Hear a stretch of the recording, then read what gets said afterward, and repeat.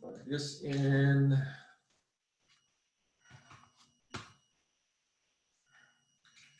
Do we have access to batteries? Are there batteries out there? So you said mouse is kind of fading in it. Oh, it's just a double A.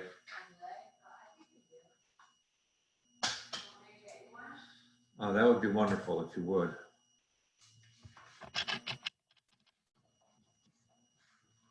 Where's that in there on that side? Let's go in here.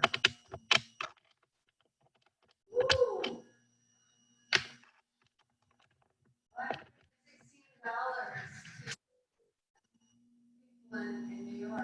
That's what John gave? Yeah.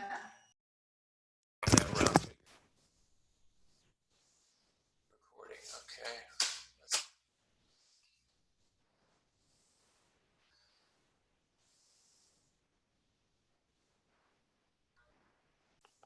In listening to this, you may think either I'm not married or I'm not suffering from sex addiction, or whatever your interest. We all know people who are struggling through these subjects that we're going to be talking about. Michelle will be with us for 2 weeks. This first week is, the subject is going to be healing after betrayal.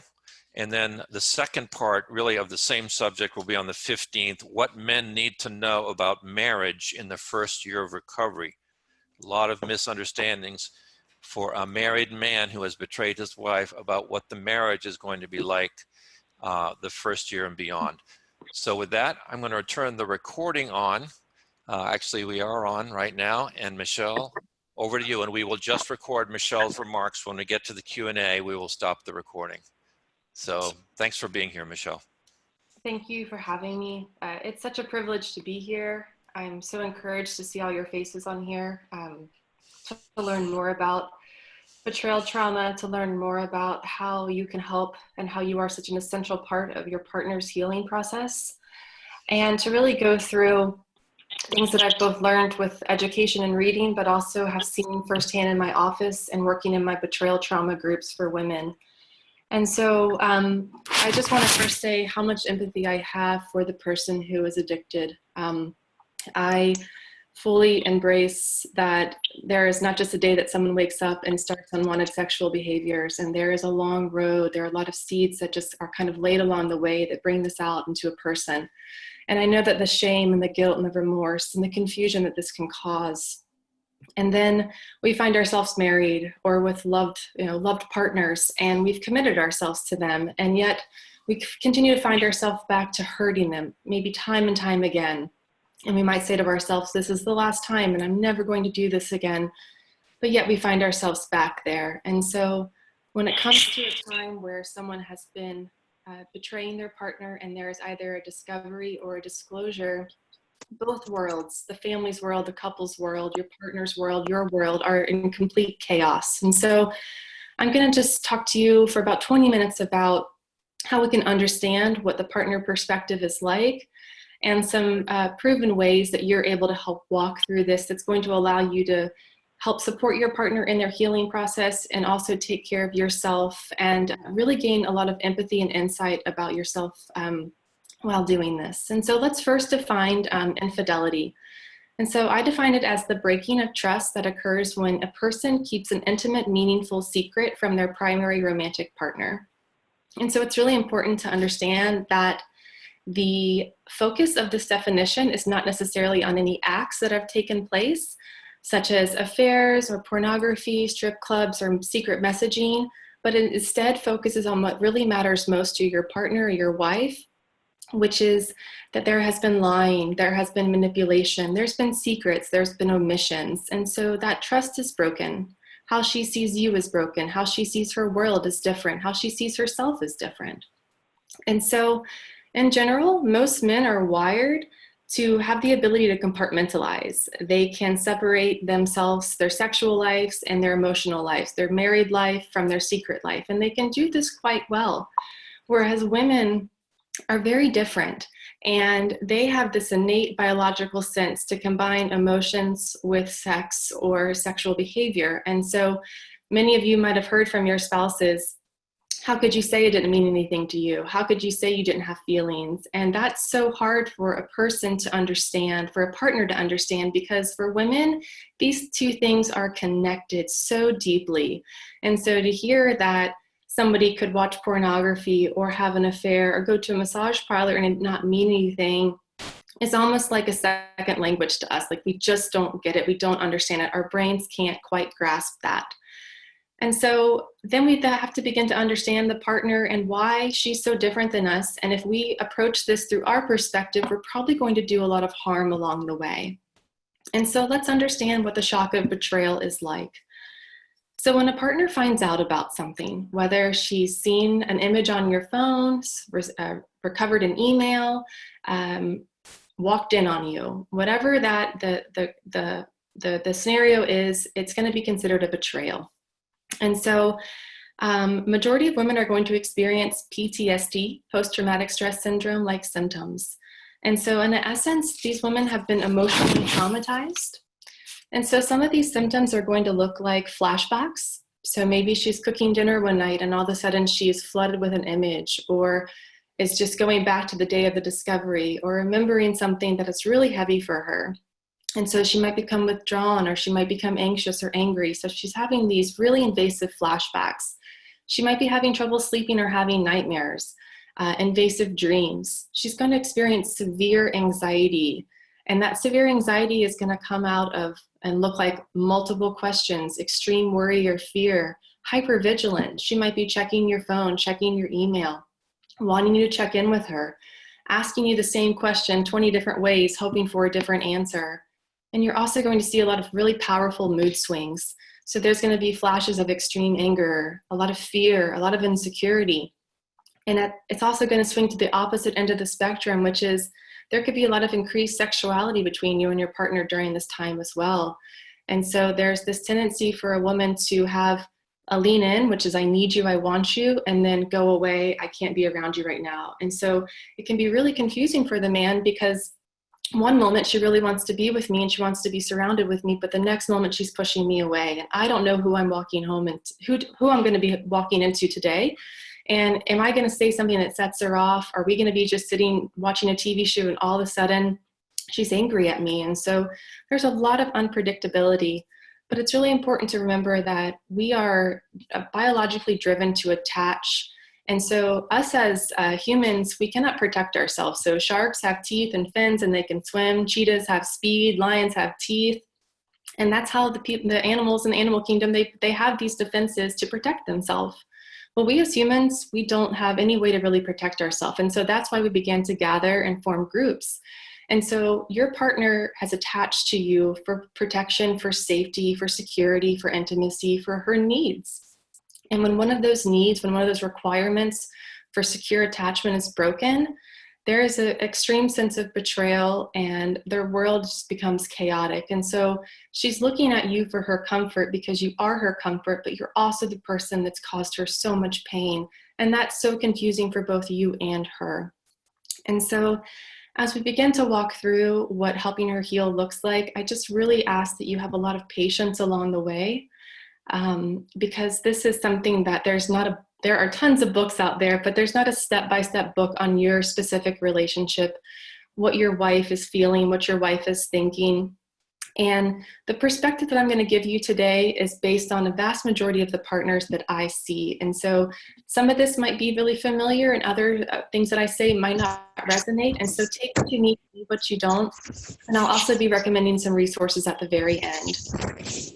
So the first thing to start with is that healing is never pain-free. So this is something that is going to be almost excruciating at times, that you are going to be exhausted from continually having these conversations, continually trying to show up for her in a way without being defensive. Ryan? What's that? Maybe someone's not on mute. Okay, sorry about that. So just really understanding that this is going to be something that is going to be really, really painful. And so I want you to think about it like a surgery. So if you go to the doctor and you have some type of infection or something bad going on inside of you, your doctor is going to say to you, all right, you know, Carl, you need to have surgery, and we're going to go inside and we're going to cut you open and we're going to take all the bad stuff out, and then we're going to stitch you up, and you're going to be in a lot of pain for a while as you recover. And because Carl knows that in order for me to be healthy, I have to have this surgery, he's willing to go through the pain. And that's exactly what healing from betrayal, healing your relationships from betrayal is like. You're going to walk through a lot of pain, but in order to get the health that you all want and desire and need for security, you have to be willing to go through that pain. And because healing is pain, it's painful. And so accepting that she's going to ask a lot of questions, accepting that you're going to have to disclose secrets, and that the amount of transparency that's needed is 100%.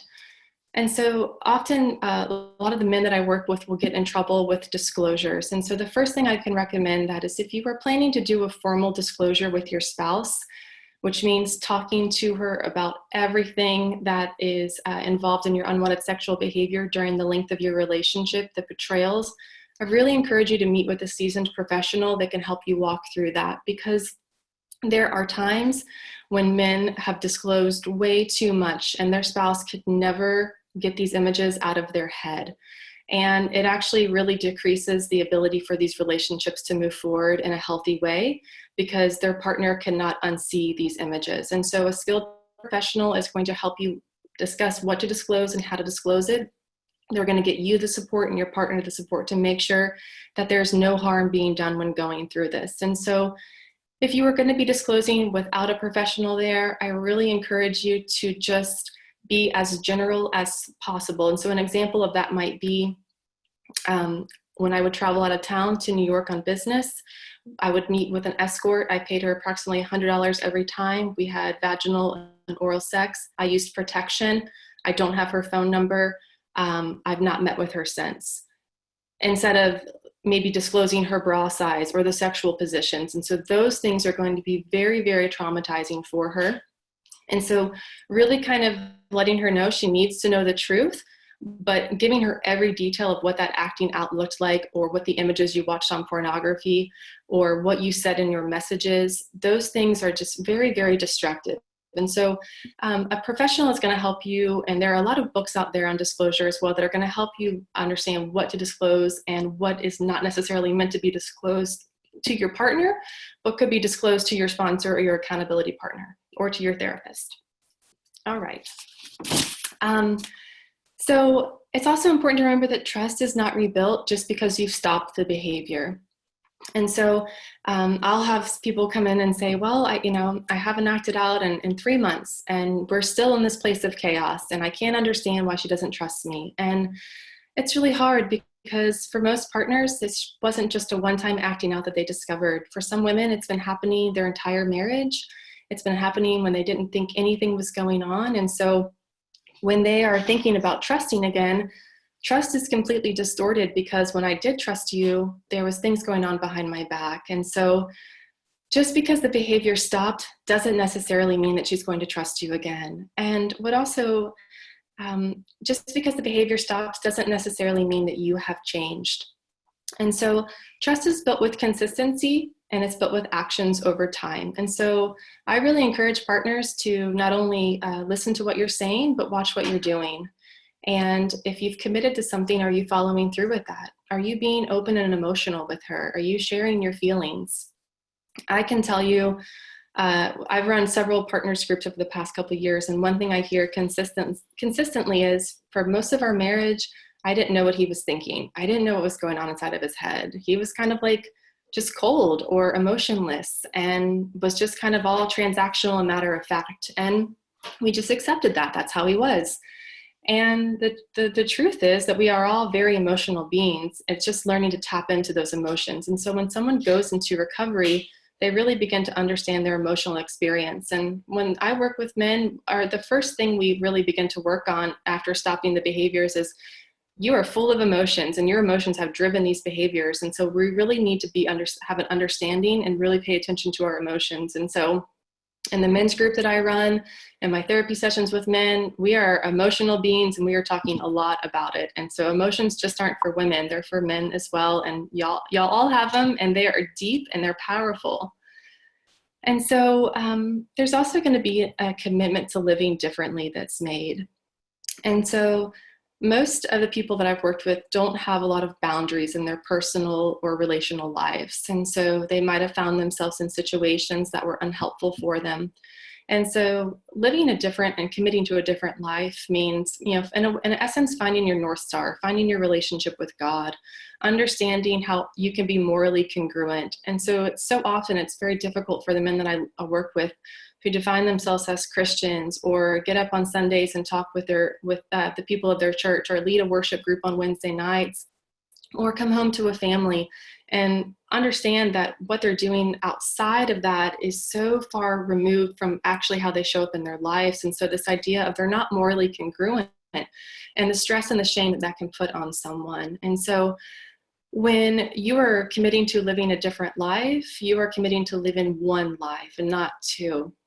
And so that really means having a lot of boundaries for yourself, having an understanding of these are areas that are unsafe for me. These are areas that I know that I'm not ready to go to. And so if I have a guy who's been traveling for work and that's where a majority of his behaviors happened, he's going to be needing to and willing to make some really major decisions to no longer travel for work, because right now he's not able to do that. And I never force anyone to make those decisions, but most of the men that I work with kind of come to that on their own. They understand that where they are right now, they're not able to do this. And so people tend to make really big changes in order to create safety, not only for themselves, but for their family and their partner. And so I'm certainly not telling everyone that they need to quit their jobs, but what I really want to say is that taking a really good look at your life and how you're living it and how that interacts with your unwanted sexual behaviors and what needs to be changed and shifted in order to do these things differently.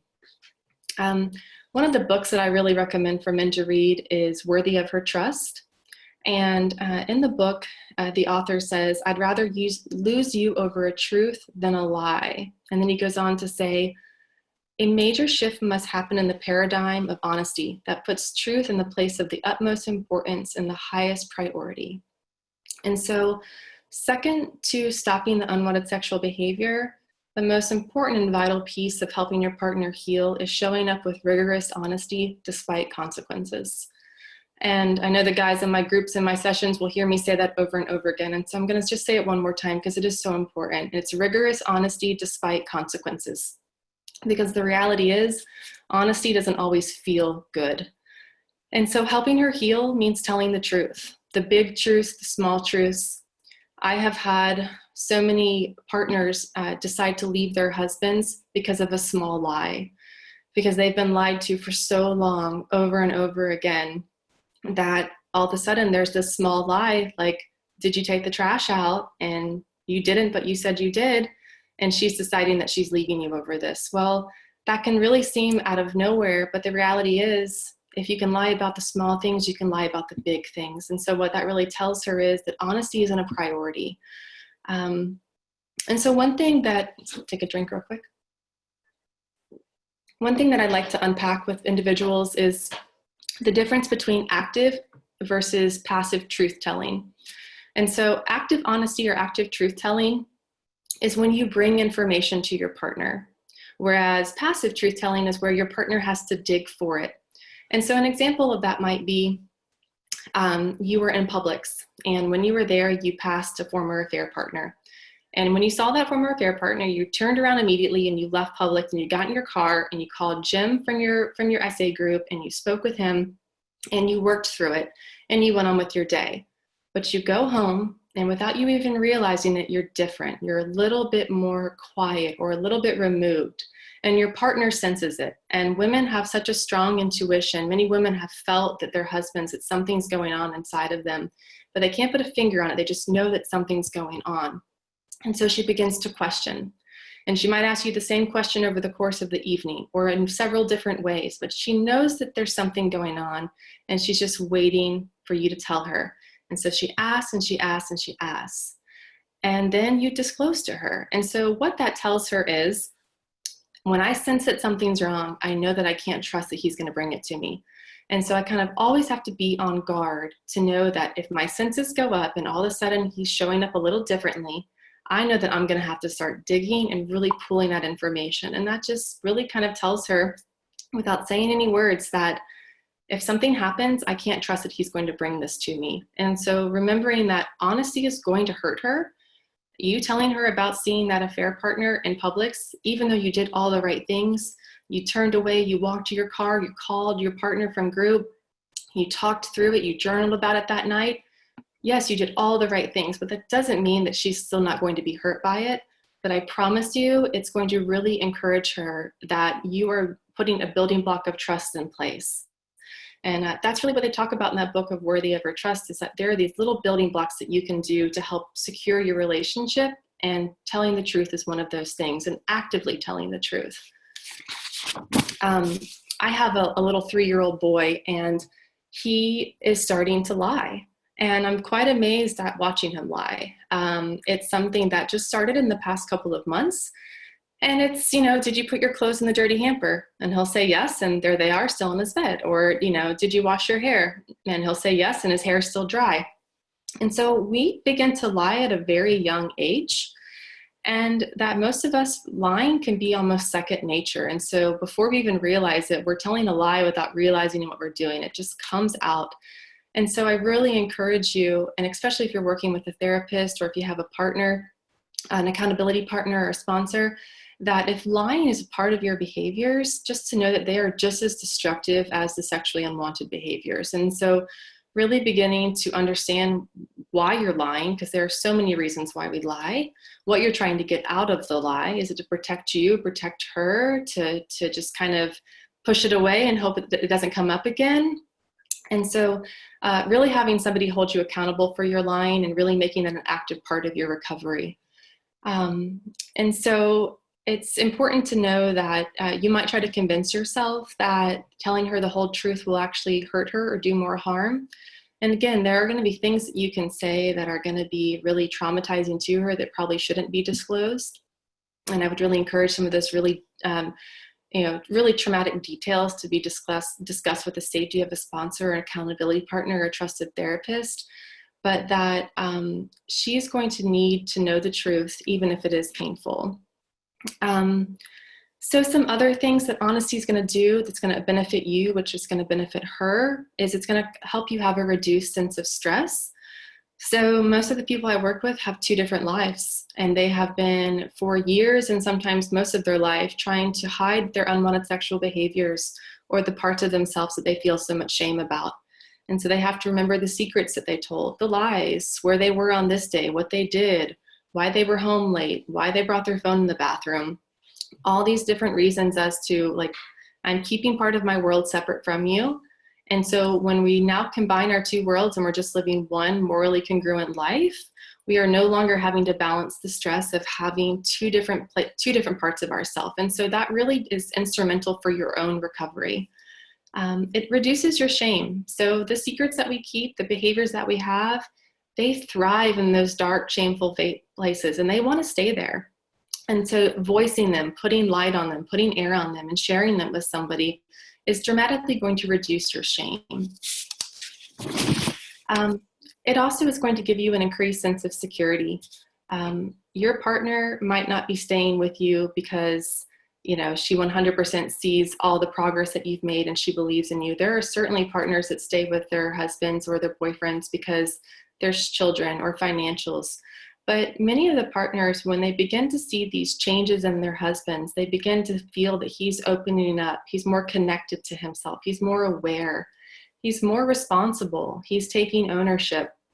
They begin to see a part of him that they either used to see a long time ago or they always felt was there. And that's really arousing and really intriguing. And so many women say to me that, I just see this new side of him and I just feel so deeply for him. I've learned about the trauma that he experienced as a child and what's happened to him. And I really begin to understand his story, and his story makes sense. And it doesn't mean that it doesn't hurt me, but I'm understanding it from a different perspective. And so the men will tell me that there's a sense of security they have, that they've let their partners into their closet. And so what I mean by that is, if you give a tour of your home when you have guests over, do you ever show people your closet in your bedroom? Usually not.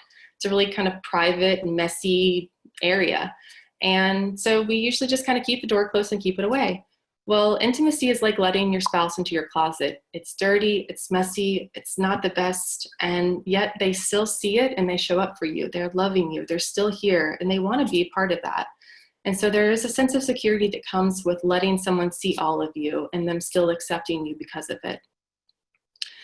And so honesty is also the cornerstone for intimate emotional connection. And so intimacy, sexual addiction is an intimacy disorder. And so the ability to actually have true intimacy and true emotional connection with someone comes when you stop lying to yourselves and lying to your partner. All right, so things that can be done. I think one of the biggest things I see early on is the men I work with are really discouraged that their wives haven't gotten over it yet, or that it's still a theme in their relationship. And so even if it's 6 months ago or a year ago, that they're still really struggling with this, and they can get really discouraged. And so if your partner is still struggling with this a year, 2 years, 3 years plus down the road, I really encourage you guys to seek professional help to begin to walk through this. I've seen couples who have kind of waited a very, very long time to get help. And there's been a lot of destruction that's happened because we don't honestly know what we're doing. And that there are people who are trained in our community to help you guys walk through this. And so whether it's through individual or couples counseling, there are so many skilled therapists here in Jacksonville, and that there's going to be someone that can help walk you through this. But to not put a time limit on her healing. That this is something that's going to take her a while to process. It's going to take her a lot of time. And most often the behaviors don't just stop automatically. It's usually there's a discovery and then there are relapses ahead, or there are slips ahead. And so, which is going to further the healing process. She's going to be suffering through this. And if there's continued lies or things that don't add up, that's also going to further her healing process. And so it's so important just to create safety for her. It's important to know that recovery is about 2 to 5 years. And again, if there are things happening along the way, such as a staggered disclosure or something that comes up, such as a relapse or a situation that is really scary for your partner, it's really going to make that time quite a bit longer. So going through this process, long and painful. Owning what you did. So taking responsibility, not shifting blame. Many times the men that I work with will identify why they did what they did. And some of those things are going to correlate to their relationship. And so they might say, well, we had 3 kids in 5 years, and all of a sudden she just stopped wanting to be intimate with me. And she was with our kids all the time, and it didn't seem like she cared. And so when I met Sally at work, she was nice to me. She cared about me. And so, if I'm not having sex with my wife and she doesn't seem like she wants to be with me, I was able to find someone. And so I was lonely and I really felt rejected. And so that kind of justified my reasons. Or I've had men who have told me, well, she saw me as a paycheck. I was just someone who brought the money home. I was just someone who paid the bills. I didn't ever feel like she really wanted to be with me. And so I resented that. And so I would turn to pornography, or I'm entitled, I work hard, she gets to stay home with the kids, or, we get to do X, Y, and Z. And so I really deserve this. And so, yes, you can identify that as reasons. Understanding the whys behind it is so important, but you also have to own that you chose to do these behaviors. You did choose to cheat, and you also chose to take vows. And so you can certainly identify the whys behind you that are relationally related, but also owning that you could have left the relationship, you could have asked for a divorce, you could have asked for counseling, but yet there was a decision to do something that goes against the vows of the marriage. And so really beginning to own that. And I really encourage you to talk through that with somebody, because it is so important to know that there's going to be correlations back to your relationship. But ultimately, most men have been doing these behaviors prior to their marriage, and they got into marriage thinking that it would change it, that it would make it all go away. And really, marriage exacerbates this so much. I would say beyond stopping the behaviors and honesty is learning the whys behind them. Why are you so drawn to pornography? Why can you not stop messaging? Why do you have numerous affairs? Why have you been paying for escorts for 5 years? Why do you go to massage parlors once a month? The why, because there's always a why there. We didn't just wake up one day and have these behaviors. They've been something that's grown over time. And so beginning to take a really good look at the inside, what's going on inside of me that calls me to these behaviors? What am I fighting? What am I trying to feel? What am I trying to avoid? And so you really get to having a lot of insight on the behaviors, your feelings, your triggers, your tendencies, your needs, the traumas, your early childhood experiences, your family of origin. Those are all so important to begin to understand because they lay the framework for where you are today. And I also know that many spouses will say, well, he told me he's not going to do it again, and I'm just supposed to believe that. And so I've seen time and time again where a spouse says, you know, I've heard for years that I'm not going to do this again, and it keeps on happening. And then he does something different. He started going to therapy. He started to join a group. He started to read and learn about himself. And so we cannot just stop this. We can't just promise ourselves to stop. We can't just commit to God that we're going to stop. It's not that easy. We have to begin to understand the whys behind it. And that's also going to show your spouse a different level of dedication to this. And so I so encourage that really deep understanding of yourself. We all have wounds that we have to heal. We have to look at them. We have to go through them. We can't avoid it. I really also encourage you guys to include her in your recovery process. Your spouse is going to be curious about what you're learning about yourself, what you're doing, what you're thinking when you go to these meetings. I don't want you to tell her about the specifics that John or Adam said, but what did you get from this? What did you learn? Was the topic about envy? How did that resonate with you? Share those things with her. I know that we're running out of time, so I'm just going to quickly finish up. So the last part is about humility. And so really knowing to be humble in this process, and that your recovery group is really who you're going to need to go to for those accomplishments that you feel to get the support. You know, you coming home and celebrating your 90 days of sobriety with your spouse, yes, that might be meaningful to her, but it's also something that's actually going to be quite hurtful to her. And she might not get the response that you want from that. And so really kind of turning to the men in your life who appreciate that 90 days in a different way than your wife does. Because ultimately what that 90 days is going to mean to her is that's 90 days you haven't cheated on me, or that's 90 days that you haven't looked at pornography and taken away that experience from me. That's 90 days that you haven't messaged your affair partner. Yes, that's so important and so vital, but she's not going to celebrate it in that same way. And so turning to the men in your life for that validation. And then just really understanding that there's a lot of grit that goes into this. The effects of trauma are going to linger. Betrayal is going to come with a lot of bruises. And so you guys are going to bump into these bruises along the way. It could be 5 years, 15 years, 20 years down the road. And those bruises are still going to be there. And so the more that you work through your shame, the better able you are going to be to show up for her while she's in pain. And so learning to talk through these things, to work on defensiveness, to work on honesty, to work on being comfortable with her feelings and her emotions. So recovery is just such hard work. And there's so much mental, emotional, and spiritual trauma that goes into this. And that I am so incredibly proud of every one of you that are here trying to learn about this. I could lecture on it for another 2 hours because it is something that is not easy. But in the book, Worthy of Her Trust, they did a survey, and it was over a long period of time, and they interviewed couples that have gone through this. And the couples that were the most satisfied were the ones that stayed together and worked on it. And so when I look at couples who have been able to do their individual work, their couples work, and the relationships that have formed afterwards, it's a new marriage. It's a new way to show up for each other. And I'm always so encouraged by that. And so it's never too late to start this process. It's never too late to do things differently. And some of the books I recommend are Worthy of Her Trust. If you haven't read that, I really encourage you to do that. And then there is a great workbook out there called Help Her Heal. And it's a workbook for men to walk through.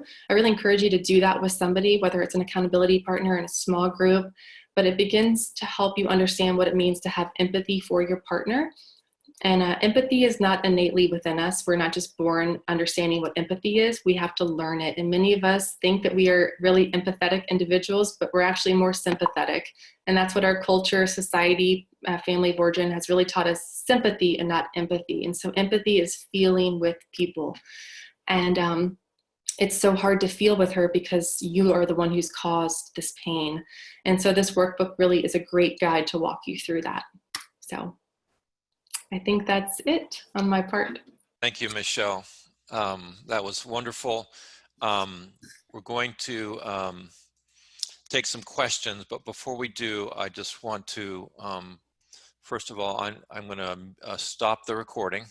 So none of the questions